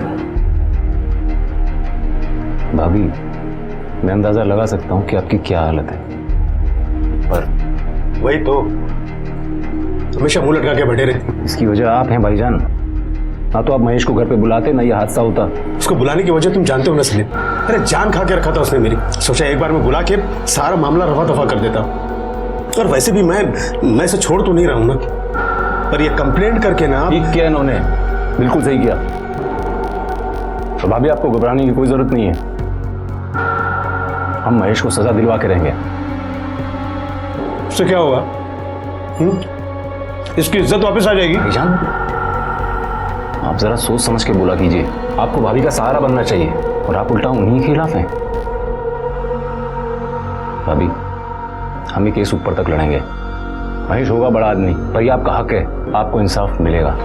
ठीक है, तुम लोगों को जो करने का ना वो करो, लेकिन ये महेश मेरे को नजर आ गया ना, वहीं के वहीं मार डालूंगा, उसके जान ले लूंगा उसके। भाईजान, हमें लड़ाई कानूनी तरीके से लड़नी चाहिए, आपकी तरह नहीं। मैडम, फिंगरप्रिंट्स की रिपोर्ट आ गई है। रिपोर्ट के मुताबिक वसीम के घर पे शराब के जो ग्लासेस पाए गए हैं उसके ऊपर के फिंगरप्रिंट्स, बेडरूम के दरवाजे के ऊपर के फिंगरप्रिंट्स महेश के फिंगरप्रिंट से मैच हो रहे हैं। लेकिन ताज्जुब की बात तो यह है कि फातिमा के बॉडी में जो सीमन पाया गया है उससे महेश का सीमन मैच नहीं होता है। मतलब महेश बेडरूम तक तो गया था, लेकिन उसने फातिमा का रेप नहीं किया। साजिद और मोइन के मेडिकल रिपोर्ट्स आए? हाँ मैडम, इन दोनों के भी सीमन फातिमा के बॉडी में जो सीमन पाया गया उससे मैच नहीं हो रहा है। साजिद नहीं, मोइन नहीं, महेश नहीं, तो फिर और कौन? मला वाटतं आपण काहीतरी मिस करतोय। फातिमा और वसीम की बैकग्राउंड फिर से चेक करना, छोटी से छोटी डिटेल निकालना, क्विक। 18 तारीख की दोपहर को वसीम के घर पे किसी को आते जाते देखा है? नहीं साहब। ये वसीम आदमी कैसा है? आदमी क्या साहब, बवाल है बवाल। एक नंबर का दारूबाज और जुआर आदमी है साहब। पता नहीं कितने लोगों का कर्जा सर पे लेके घूमता है। मुझे तो लगता है साहब कि उसने खुद ही अपनी बीबी का सौदा किसी के साथ किया हो। वसीम ऐसे कर सकता है? साहब, जुए की लत आदमी से कुछ भी करवा सकती है। कल मैं 1 मिनट के लिए बाहर आई थी, तब मैंने देखा था खाने का पार्सल लेके एक आदमी दरवाजे पे खड़ा था। वसीम के पास पैसे तो नहीं होते थे, फिर वो जुआ कैसे खेलता था? साहब, उसका भाई सलीम है ना, वो उसे पैसे देता है। वसीम जितना नालायक है ना, उतना उसका भाई सलीम सलीकेदार है। वो सलीम ही है, वरना वसीम अपना स्टॉल कब का बेच चुका होता। तुम्हें क्या लगता है कि जुए की लत के लिए वसीम अपनी बीवी का सौदा कर सकता है? नहीं साहब, मेरा भाई दारूबाज हो, जुआरी हो, जो भी हो, लेकिन वो ऐसी गिरी हुई हरकत कभी नहीं कर सकता। इतने दिन हो गए लेकिन पुलिस मुजरिम को नहीं पकड़ पाए।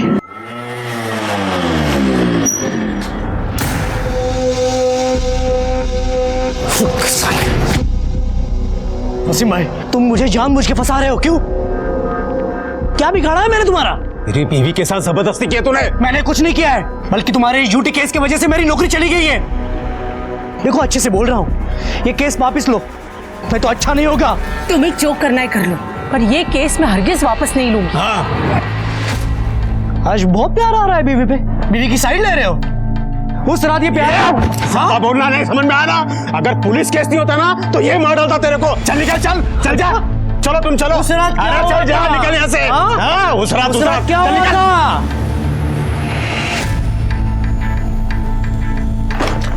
वसीम, वो किस रात के बारे में बात कर रहा था? क्या बात कर रहा था वो? तुम अब भी उसी बात पे अटकी हो। उसे उसके किए की सजा मिलने वाली है, इसलिए पागल हो गया है वो, कुछ भी बकवास कर रहा है। नहीं वसीम, कुछ बात तो है। कुछ दिनों पहले तक तुम हलाला करने के लिए मेरी जान के पीछे पड़े थे, और जब से यह हादसा हुआ है तब से तुम हलाला का जिक्र तक नहीं करते। तुम मुझसे निकाह करना चाहते हो ना? तुमसे निकाह कौन करेगा अभी, वो भी ये हादसा होने के बाद? क्यों? हलाला चल सकता है तो हादसा क्यों नहीं? बिल्कुल नहीं चल सकता, क्योंकि वो एक रस्म है और ये एक बदनुमा धब्बा। कितने दोगले इंसान हो तुम। मैं क्या, तुम? मुझे तो लगता है ये तुम्हारी ही साजिश है। निकाह करने की बहुत जल्दी थी ना तुम्हें, इसलिए तुमने ये सारा तमाशा किया है। वसीम, तुम मेरे बारे में ऐसी सोच रखते हो? इतनी बेगैरत हूं मैं? तुम क्या हो, कैसी हो, ये आज मुझे पता चला। बात करते। बदनामी लोगों की नजरों में सवाल फातिमा को भेद रहे थे। दूसरी तरफ वो मानो हताश होने लगी थी कि उसे इंसाफ मिलेगा भी या नहीं। तीसरा झटका वसीम का व्यवहार। वो उस घिनौने जुर्म की जिम्मेदारी उसी के सर पर डालना चाहता था। वसीम को लेकर फातिमा पहले से ही असहज थी और महेश की उस रात वाली बात उसके दिलो दिमाग में घर कर गई थी। अब उसका असहज होना आशंका में बदल गया था, लेकिन अब तक हासिल कुछ नहीं था सिवाय दर्द और बदनामी के। पुलिस पूरी कोशिश कर रही थी, कई सस्पेक्ट थे, लेकिन अभी साबित होना बाकी था कि कौन असली गुनहगार था और किसने फातिमा के साथ बलात्कार किया था। एक तो आप मुजरिम का पता नहीं लगा पा रहे हैं, ऊपर से इसे बार बार पुलिस स्टेशन बुलाकर परेशान कर रहे हैं। आखिर चल क्या रहा है? मैडम आप प्लीज शांत हो जाइए। हम हमारी तरफ से पूरी कोशिश कर रहे हैं और हमें इनसे बात करने दीजिए। फातिमा जी आप बैठ जाइए प्लीज। वसीम को जुए की लत थी और उसकी वजह से आप दोनों में झगड़े भी होते थे, क्या ये सच है? जी, जुए की वजह से सब बर्बाद कर दिया था उसने। और एक दिन तो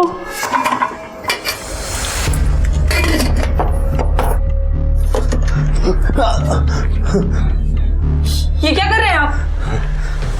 ये पैसे मैंने जोया और इमरान की पढ़ाई के लिए जमा किए, ना कि आपका जुआ खेलने के लिए। दीजिए मुझे, दीजिए, हट, दीजिए मुझे पैसे दीजिए। अरे हट, रुकिए, रुकिए, पैसे दीजिए मुझे। छोड़ बोला ना, दीजिए, पैसे दीजिए। मैं मर के पैसे जमा कर रही हूँ और आप निकलिए मेरे घर से, निकलिए। ये तहजीब सलीका सब भूल गई है क्या? नहीं जाऊंगा इधर से। ज्यादा बकवास की ना तो उठा के। भाईजान क्या कर रहे हैं आप? चलिए यहाँ से। अरे आप आइए मेरे साथ, छोड़िए, चलिए। इमरान तू उनके साथ मत जा, वो तेरी जिंदगी भी अपनी तरह बर्बाद कर देंगे। इमरान मेरी बात सुन इमरान। और उसके बाद वसीम ने मुझे तलाक दे दिया।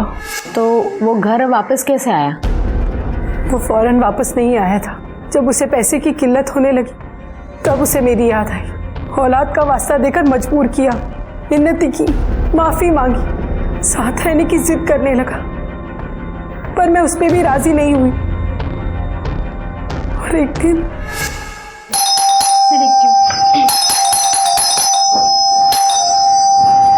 अम्मी अब्बू की तबीयत बहुत खराब है। अम्मी प्लीज आप मेरे साथ चलिए, अब्बू को आपकी जरूरत है। अम्मी प्लीज, अम्मी मेरे साथ चलिए। इमरान मैं कहीं नहीं जाऊंगी और उस आदमी के यहाँ तो कतई नहीं।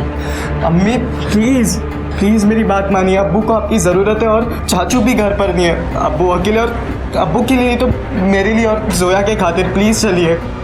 हाँ अम्मी चलते हैं ना, मुझे भी अब्बू की बहुत फिक्र हो रही है, क्या मालूम किस हालत में होंगे। चलिए ना अम्मी। अम्मी अब्बू अब्बू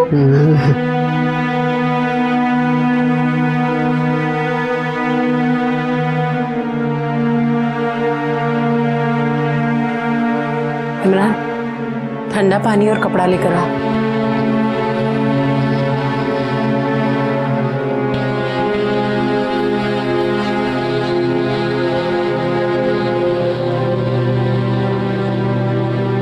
फातिमा, मैंने तुम्हारे साथ क्या क्या नहीं किया और तुमने फिर भी मेरा साथ दिया। मैं अपने किए पे शर्मिंदा हूँ फातिमा, मुझे माफ कर दो। वसीम अब कुछ नहीं हो सकता। हो सकता है फातिमा। मैं वादा करता हूँ मैं सुधर जाऊंगा।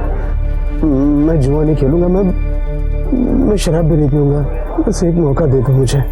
मैं जानती थी उनकी जुआ खेलने की लत कभी नहीं जाएगी, वो कभी नहीं सुधरेंगे, इसीलिए मैं उनसे सुलह नहीं कर रही थी। पर एक दिन मुझे महसूस हुआ कि मुझे शौहर की ज़रूरत हो ना हो, जोया को बाप की ज़रूरत है। उसके बाद मैंने फैसला किया कि मैं अपने लिए नहीं पर अपनी औलाद के लिए वसीम को एक मौका ज़रूर दूंगी। इसीलिए पिछले 6 महीने से हम साथ रह रहे हैं और वसीम में तब्दीली आई भी। उसकी जुए की लत छूटने लगी, एक जिम्मेदार शौहर और बाप होने की कवायद करने लगा। पर फिर एक दिन ये मनहूस दिन आ गया जिस दिन मेरे साथ पर कुछ दिनों से उसका बर्ताव बहुत अलग है। पहले तो वो हमेशा निकाह और हलाला की बात करता था, लेकिन आजकल नजरअंदाज करता है। शायद महेश ने मेरे साथ ऐसा किया इसलिए। महेश ने आपके साथ कुछ नहीं किया, सबूत है हमारे पास। फिलहाल आप जा सकती है, केस में कुछ डेवलपमेंट हुआ तो definitely I will get back to you. चलो फातिमा, फातिमा चलो।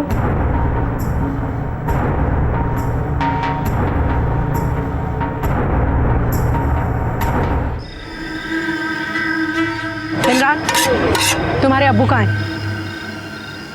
इमरान, मैं तुमसे कुछ। इमरान, 2 पाव देना।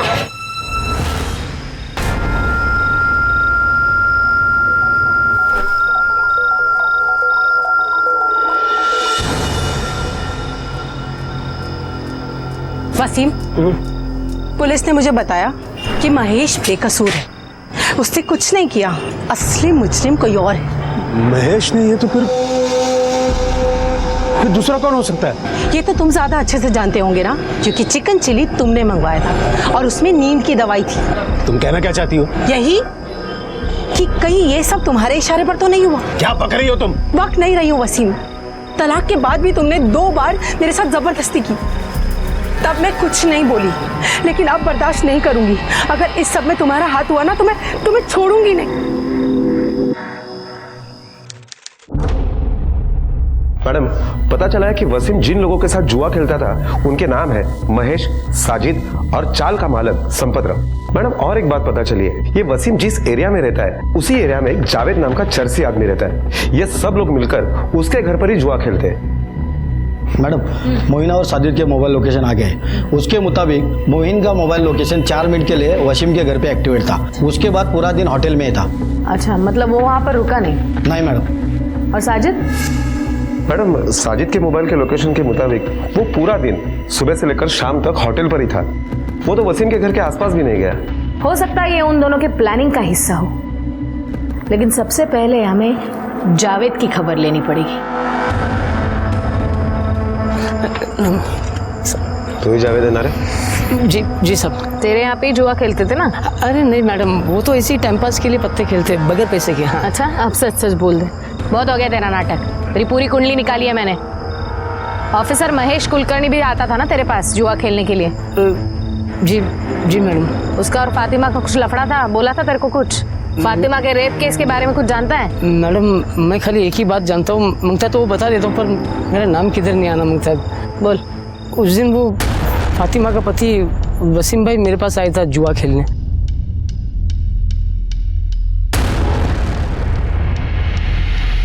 सलीम? सलीम भी जुआ खेलता है? जी। वसीम जुआ खेलता है? हाँ सर। और तुम? मुझे सब पसंद नहीं है, इसलिए कभी नहीं खेलता। सलीम ने हमें झूठ क्यों बताया कि वो जुआ नहीं खेलता? और कौन कौन था? और हमारे वो चाल का मालिक संपतराव भी था। ये लो लाओ इधर, आज अपन का दिन है भाई लोग, संभल के। ये लो, आज सबको कंगाल करके छोड़ूंगा मैं। पहले चल वसीम, देखते हैं आज कौन किसको कंगाल करता है। ये ले, सबसे बड़ा दाव, अहमद।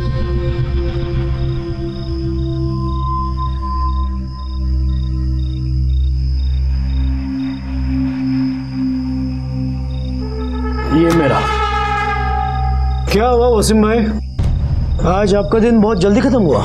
अभी नहीं, आखिरी दाव तक खेलूंगा। अबे दाव पे लगाने के लिए बचा ही क्या है जो तू खेलेगा?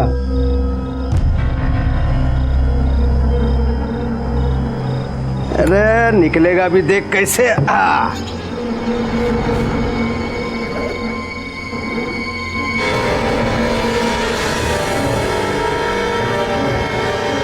वो उस दिन वसीम भाई तैश में आकर फातिमा भाभी को दाव पे लगा दिया। अरे भाईजान, आप ये क्या कर रहे हैं? ये भाभी का फोन। अरे चुप कर सलीम, अगर मैं जीता तो सारा माल मेरा, और अगर तुम में से कोई भी जीता तो मेरी बीवी के साथ एक रात। कौन जीता था? वो हमारे चाल का मालिक संपतराव।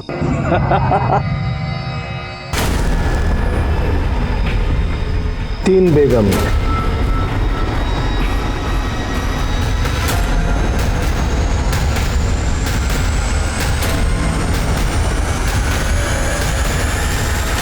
कब की बात है? ये कोई तकरीबन 6 महीना पहले। ठीक है, तू जा, कुछ लगा तो वापस बुला लेंगे। जी जी।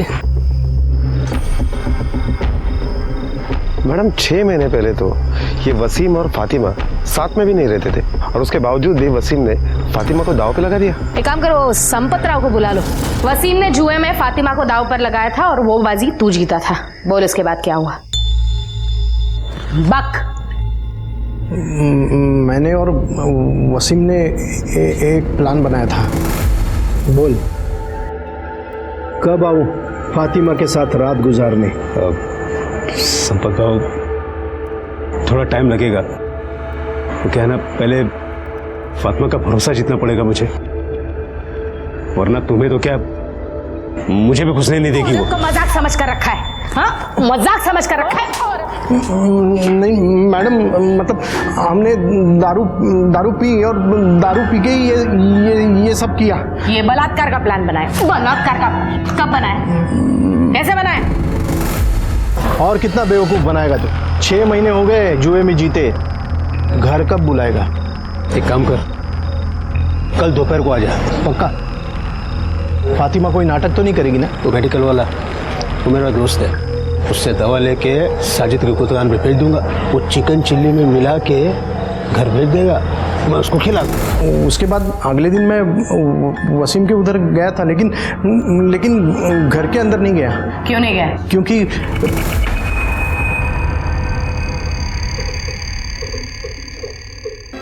उसके बाद मैं अपने घर चला गया। शाम को मुझे पता चला कि फातिमा का बलात्कार हुआ है। मैं डर गया, मुझे लगा मैं बेकार में फंस जाऊंगा।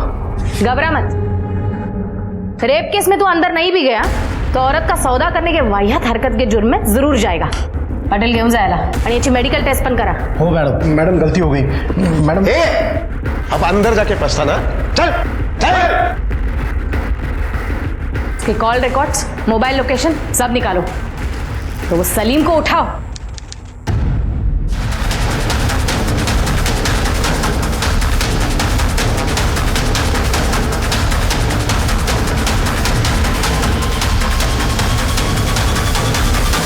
कहाँ भाग रहा था? मैं भाग नहीं रहा था मैडम, मैं तो कुछ जरूरी काम से जा रहा था। अच्छा, अब कहीं जाने की जरूरत नहीं है तुझे।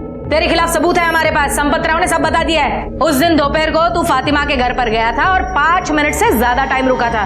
एक बार तेरे रिपोर्ट सारे दे, फिर दूध का दूध पानी का पानी हो जाएगा। कहीं जाने की जरूरत नहीं पड़ेगी, सीधा अंदर। बोल। सीधे से बताएगा कि फटके दो। बता रहा हूँ मैडम, मैं सब बताता हूँ। बोल। सब बताता हूँ। फातिमा के साथ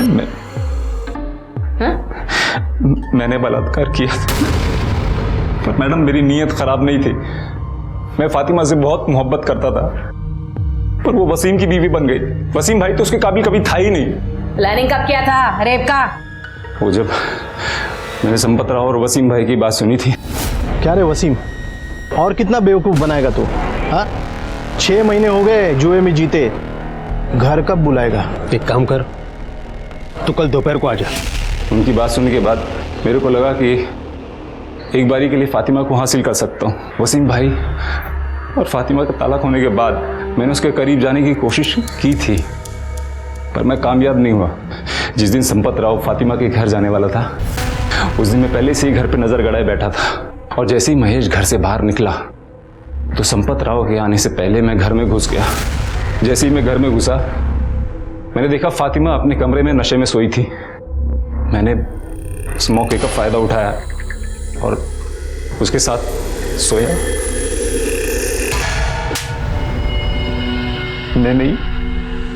मैंने वसीम भाई को जुआरी बनाया। उसको जुआ खेलने के लिए पैसा देता था, ताकि वो शराब और जुए की लत में हमेशा उलझा रहे, और उसका स्टॉल और फातिमा को मैं हासिल कर लूं।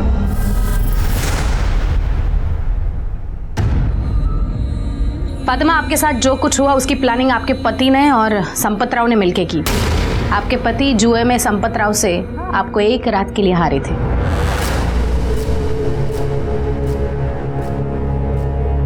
वसीम, तुमने ये क्यों किया? मुझे माफ कर दो। अल्लाह का खौफ नहीं है। रुकिए, असली गुनहगार कोई और नहीं, सलीम है। यह हरकत आपके साथ उसी ने की है।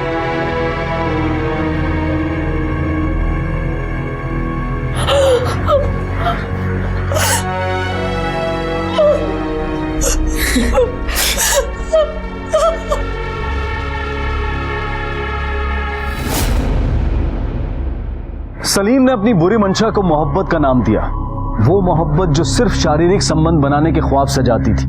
उसने फातिमा को इंसान नहीं समझा, बल्कि सिर्फ दिल खुश करने और अपनी नीच ख्वाहिश को पूरा करने की एक वस्तु मान लिया था। वसीम इससे भी कई दर्जे नीचे था, जिसके लिए फातिमा सिर्फ एक मुनाफे की चीज थी। इनके अलावा संपत राव, साजिद, महेश, ये सब समाज के वही किरदार हैं जिन्हें औरत सिर्फ शरीर का सुख भोगने की एक चीज लगती है।